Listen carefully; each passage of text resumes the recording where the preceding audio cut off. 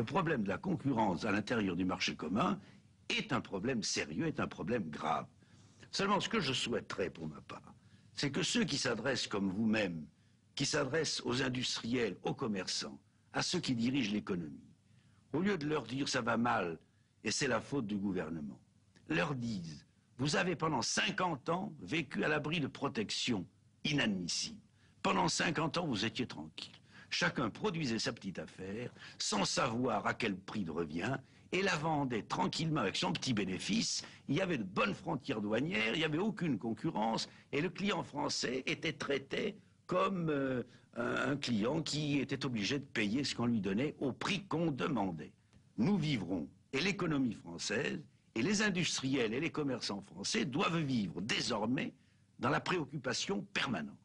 Il s'agit de se dire qu'ils sont toujours menacés par la concurrence, qu'il faut toujours qu'ils fassent mieux, qu'il faut toujours qu'ils produisent à meilleur compte, qu'ils vendent la meilleure marchandise à meilleur prix, et que c'est ça la loi de la concurrence et la seule raison d'être du libéralisme. Car si ça n'est pas ça, je ne vois pas pourquoi on se livrerait à ce genre de spéculation et pourquoi on prendrait tous ces risques et tous ces dangers. Nous serons donc en risque permanent.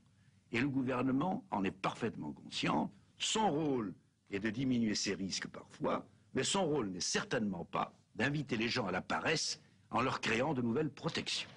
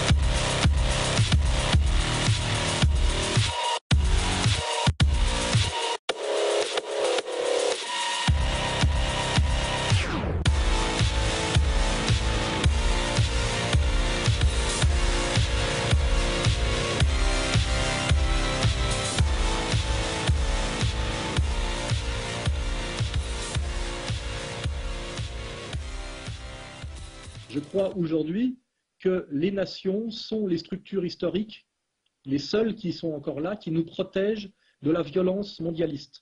La violence mondialiste qui est en fait de ramener à l'intérieur de chaque État les écarts sociaux du monde. C'est-à-dire que dans un pays où avant vous aviez une échelle de salaire de 1 à 10, et bien aujourd'hui, si je prends l'exemple de la France, vous mettez en relation en France le plus riche du monde en France avec le plus pauvre du monde en France, ce qui veut dire que ça fait exploser les inégalités sociales. Je crois, moi, qu'on doit s'appuyer sur les nations pour se battre contre la violence mondialiste, qui est un libéralisme intégral et exacerbé, et qu'il n'y a que les nations pour s'opposer à cette violence mondialiste. Et que le piège serait de croire à un altermondialisme qui n'a pas de socle concret. Voilà.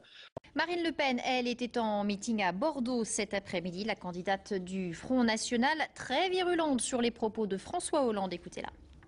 Bon, mais comment se fait-il alors que, en toutes circonstances, au Parlement européen, l'UMP et le PS votent main dans la main toutes les mesures ultralibérales qui ont mis nos entreprises en concurrence déloyale avec le monde entier. Pourquoi alors ne veut-il pas revenir sur la loi de 1973 qui a donné un monopole au marché financier?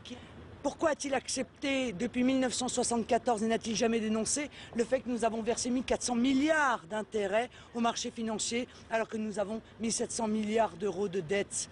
Que les Français regardent un tout petit peu dans le rétroviseur pour voir si les promesses qu'on leur fait pour demain ne sont pas en totale contradiction avec les actes qui ont été commis depuis 30 ans.